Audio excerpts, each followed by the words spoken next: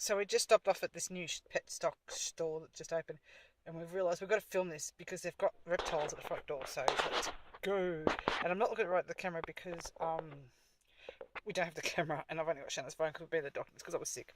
So yeah, got the phone. So let's go and see what they've got at the front door. We've got one of these guys at home. Yeah, awesome. Very good pet. Yeah. Oh, he's awesome. Yeah. I hate snakes, but I love this guy. Yeah. Hey. I can bring my snake out later if you want. No, so what we got, see, we live in Dungog, and last year we had a really bad year with brown snakes. Yeah. And just like called the snake catcher out 3 times a day, still can't catch the bug, he's still hanging around. He's probably, he must be at least 5 years old. I have a rule. So, they come into my house yard. Obviously, I've got to look after the dogs and everything. They come into the house yard. Fine. If they're just in the paddock, they're all right. Yeah. Oh my god, he's so slimy. Yeah, what's his name? Cuddle? What? No. Cuddles, yeah. No. Look how beautiful his head is. He looks like that venomous thing, that wildlife guy on the TV in the doctor's waiting room was trying to... What is he? He's a black-headed python. So we're really creative with names in Australia. He's got black head, so we call him black-headed python. Blue-tongue lizard has a blue tongue. Yeah. But they have a cool. Is it female or male? I think this one's a female. Actually. Yeah, I was going to say its head looks quite smallish. It's like, how pythons usually, especially at the back, sort of go out a bit. Yeah, what's interesting about these guys, and I'll tell you the reason why the heads are quite narrow on these guys, because they don't have heat pits. Oh, okay. So generally they have fatter heads, the pythons, because they're making space for these heat-sensing organs, basically. Yep. But because they live in the desert and everything's just hot as, they can't really seek out warm-blooded animals. Yeah. They eat reptiles as well. They're opportunistic feeders. So having heat pits I'll doesn't help them finding other snakes to eat or something like that. I'll tell you what, I'll put him on me for 2 seconds and you can film it. But I'll tell you what. No, you'll be freaking out. You'll scare him. No, I won't. Yeah, give it back and then we'll hand over. You'll scare him. No, this is like a major fear, you don't understand. Slowly onto you. Okay. Nice and calmly. I used to live with a guy who's like a professional snake handler. Yeah. We used to have he had a few venomous snakes, but Emily is carpet snake. She used to sit on the couch with us all day. Yeah, that's awesome. Here we go. No, did you want to just hold her? Yeah. Like this? No, the head can go away. She will hiss, but don't worry, that's just her talking. She's not aggressive or anything. The head goes away that way. It's a good shot of her belly, actually. You rarely actually see your belly. She's actually quite soft. Yeah, she's beautiful. Is that the first snake you ever touched? Yeah. Good job. Yeah, we had a I think it was a little black snake. Australian wildlife is these animals are at Mount White. Yeah. And I also work in a pet shop in North Richmond because I live in the Blue Mountains. Okay, nice. And then I also work in a zoo in Maryland. Beautiful, isn't it? Which is, if you know where Maryland is. Oh, I've heard of it. Mount Druitt type Oh, area. okay, at the Penrith there. Yeah, kinda. It's a bit further out, and it's like a little council-run zoo. Oh, okay. So it's free for people, just kangaroos and emus and stuff like that. Apparently they've got a hole in there, it's like keeping his mouth shut.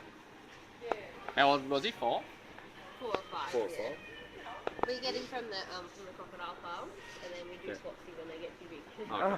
Most of the time. Sometimes we'll send them, like if we're lucky, they'll get a spot at a wildlife park or something. But Oh, he's beautiful, isn't he? You're beautiful. Do you reckon we should get a license and throw one in the den? No. I'm not sure if you can with a Canadian license in New South Wales, but you can in Victoria. Oh, really? Get a license, get a crop, like easy. Really? Wow. But you wouldn't be able to throw them in the dam because it'd be too cold. Too cold. They Yeah. need an alligator, which we can't have alligators unless you're a zoo because they're exotic. So. He is beautiful. Crocs either, are they? Crocs are eats better than alligators. Okay. Look how flat his tail looks. So, Good for swimming. he's a salty, yeah? The most I dangerous always say ones. to kids, oh, would I go swimming with a freshwater crocodile? And they all go, no. And I go, I go swimming with a freshwater crocodile because they eat fish. And they go, would I go swimming with a saltwater crocodile? And they're all like, do I say yes? No. Beautiful, eh? Because they like to eat everything. I'll pass these over. After this, yep, sorry. And then, if you're alright with that, cool. And then I'll place my hand right there. Got him? We have no incidents in the pet store. Don't need. Sorry, what's your name? My name's Kat. Kat. I need to get this. Alright, this is my beautiful Blossom. I'm going to meet my beautiful friend Blossom. And you might be able to guess what she is already, because she's got a matching name to go with Oh my goodness, species. look at her. Beautiful ringtail possum. Ringtail. So I'll show you her little tail now, if she wants to show it off. She uses to help her climb trees. As she's a marsupial, she's got a little pouch that she'll carry her babies around in, which I could even show you where her pouch is, because not many people actually get to see where her pouch is. But it's this tiny little spot just here, just there. She's grabbing at me. Awesome. Oh, there it is. There's her pouch. Cool. So they've got really strong muscles, and when they have babies, they can actually contract and open their pouch. Awesome. So if they don't want their baby coming out of their pouch, they can stop their baby from coming out of their pouch. So they have control over that. Clever girl. But obviously she's nocturnal, so she wants to hide her face. Yeah. Bedtime Very for her. bright. Very bright out here for nocturnal. Yeah, she's probably like one of the second biggest of the possums we've got in Australia. Obviously the brush tail's the biggest of the possums. Yeah.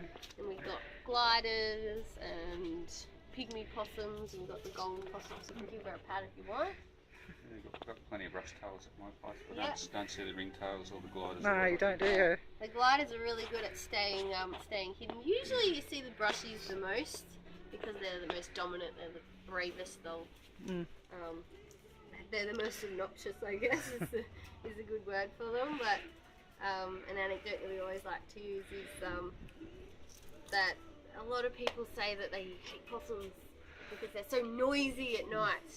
And you know what I say, I think humans are a lot noisier during the than day. possums in their doof-doof cars. Absolutely. Driving too fast. So that's my little possum. So I'll get out. Who else? Who have we seen on camera so far? We've got the lizard, we've got the Yeah, snake, we've got the snake. and we've got the crocodile, and We've got the lizard. yeah. Well, We've got the central bearded dragon. That Well, you've got I've got to. I can teach you a little bit about my skin. Okay, yeah, We got the bearded dragon was an eastern. that I yeah. had Oh, today. he was at Eastern. What did I say? Central. Central, because we've got a They're central. very similar. Easterns were hard to find commercially. They were, yeah. Yeah, So this is Obuggum, my blue tongue lizard, and you hate blue tongues. and this This is is slimy. Sleepy the shingleback. But he's ugly. You think you'd like that one better because this one. They're actually related. So Sleepy the shingleback is kind of like the desert-dwelling blue tongue. Yeah. You see them a lot when you go out back. They have a tail that looks like a head. They often get called double-headed lizards. Do And we have many blue tongues in this area? I know back in Queensland we had you heaps where we should be live. able to find them, but I've never seen one. I've seen a lot of Easterns. yeah. Yeah. You might just be finding they tend to thrive in urban areas a little bit. So Yeah. if you're a little bit more urban, just because that's the niche that they're falling into, Yeah. that they can accommodate for. Blue tongue got when I used to live in town. Yeah, than we do in the country. Yeah. I haven't seen a blue tongue on my property. Well, I haven't seen one since we've been in New South Wales. No. Any time I've in seen Queensland, we this still watch them. splattered on the road. Yeah. Yeah. Fortunately. Go a bit further into Sydney, you might see them. These Yeah. guys are always out on the road in the outback. Yeah. It's like play dodge the shingleback almost. Yeah. But their tail, they store food in their tail Oh. because they're desert dwelling, so they don't always come across food, and that's why they got a big fat tail. But That's a fat obviously, store, is it? yeah. So and obviously they also use it to confuse predators. Because it looks like a head. Yeah. So I'll pop these guys Oh, away, and then I'll awesome. get out someone else. So I'll get out everyone for your little film today. Thank you. Something, a little bit of everyone. We've got Cuddles, You got colours. and I'll get out my creepy crawlies first, and I'll end with Frankie. Okay. We get out Sheldon. Have little Sheldon. Oh, see, I nearly ran over one of these yesterday, and I said, you know what, I'm going to get him and put him back in the creek, but I didn't. Always crossing the road. Yeah. It's good to, even if you just help them across in the direction. Oh, that he was they're right in the going. middle, and I'm like, oh, should I? It's hard sometimes. Because we've got Sometimes it's flying along. with the Williams River, it goes around the back of our property. So I Yeah. thought, you know, we could just go and put him in the creek, but really didn't. Like you said, he probably spent 6 years getting Trying to get there in the first place, and I'll go and Put take him him back back. 6 years. Yeah, a little bit of trivia for these guys. People often get confused between turtles and tortoises. So tortoises, we don't have any native tortoises to Australia. Tortoises have big land feet. They walk along. Turtles, marine animals with big flippers.